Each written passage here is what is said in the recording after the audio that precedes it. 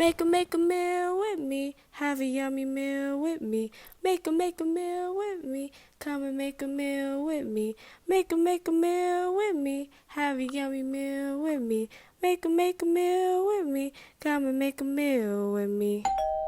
Hi, hello, hola, bonjour, konnichiwa. I'm Ashley, and this is my cooking channel where we will not only be enjoying yummy foods but have fun making them. Now, today we are going to be making something that I have never tried before. I've seen it in dessert menus at restaurants, but never got to order it or them because, well, I was full off of appetizers and entrees. But yes, this dish will be a first time for baking and the first time for tasting. And you're probably wondering what it is. Well, today we're going to be making a creme brulee. Yay!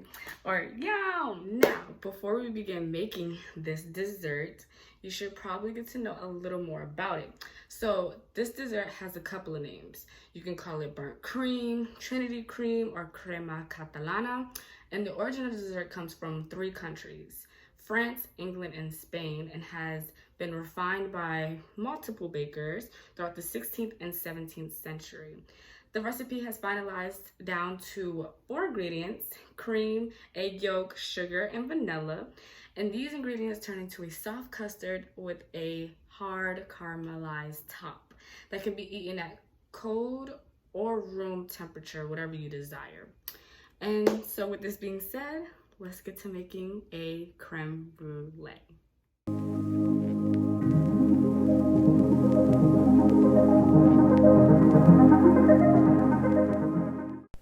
Alright, let's get into it. Okay, so what you want to do first is separate your egg yolks from your egg whites and put your egg yolks into another bowl. In the same bowl, proceed to put 8 tablespoons of white and brown sugar.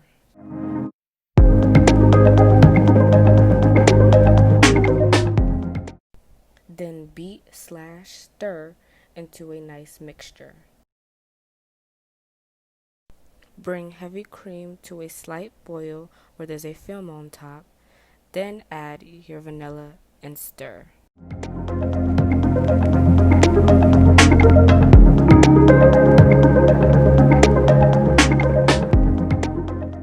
Next, combine heavy cream and egg mixture.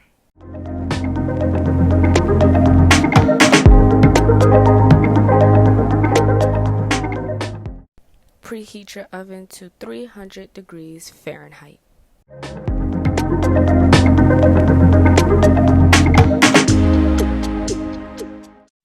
Then boil water in a pot or a double boiler.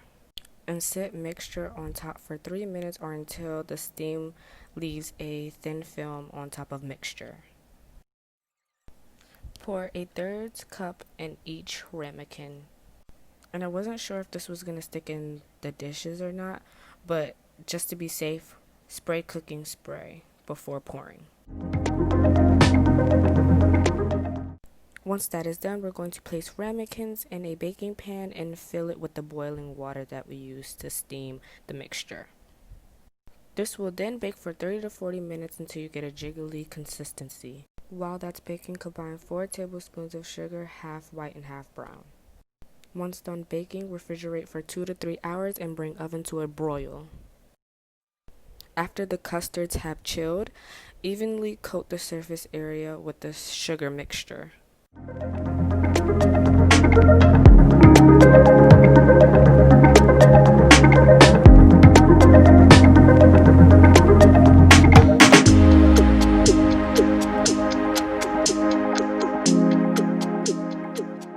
Place the dishes back into the oven to broil for 3 to 5 minutes or until the top has a golden/burnt look, and place back into the fridge to chill for another few hours or until ready to serve. And the finished product should look something like this.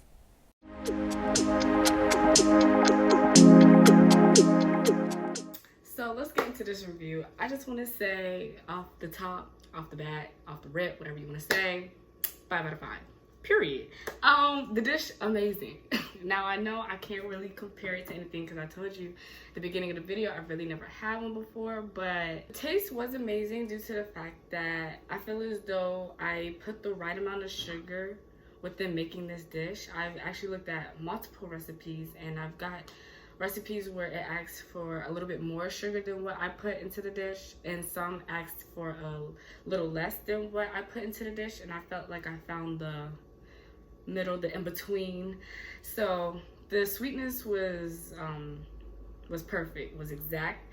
Another thing, the texture, the difference with having the not crisp, but like that hard sugar coating, and then you go into like that creamy custard, it like having the different textures, it tasted really well. Like, I know it's two different textures that you're tasting at once, but it went well with each other, and it tasted great. Another thing was, the smell does really fill the kitchen with like a nice caramel, a nice like, it has like a sweet, like sweet candle smell to the kitchen when you bake it. Just the sugar being, I guess, burnt, it really does give like a nice little warmy home feeling. The way it sounded was great. I'm gonna show you why. Okay, I'm about to show y'all why this dessert has like a satisfying sound. Like, to listen to the spoon going to like the hard crunchy top into the soft spot, it's like an ASMR video. I know some of y'all be watching it. This is for y'all.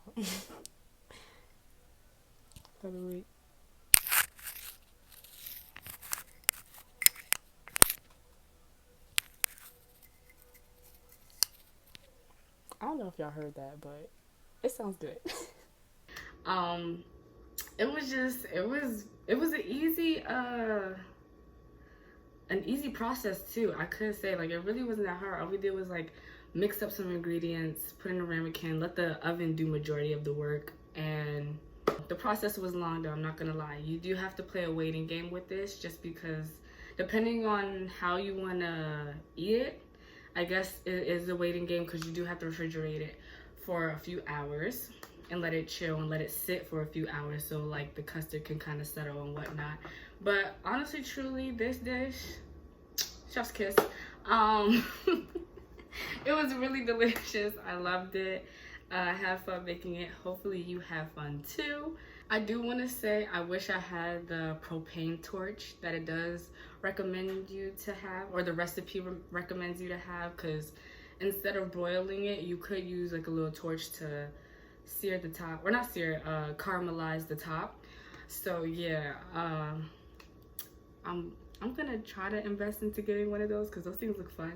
But yeah, okay, so now we're at the end of this video, and if you're still here, comment down below if you never had a creme brulee, and if you did, tell me your likes and dislikes about them. Like the video, share with family and friends so you guys can make a creme brulee together, and subscribe for more videos. Bye, have a great day.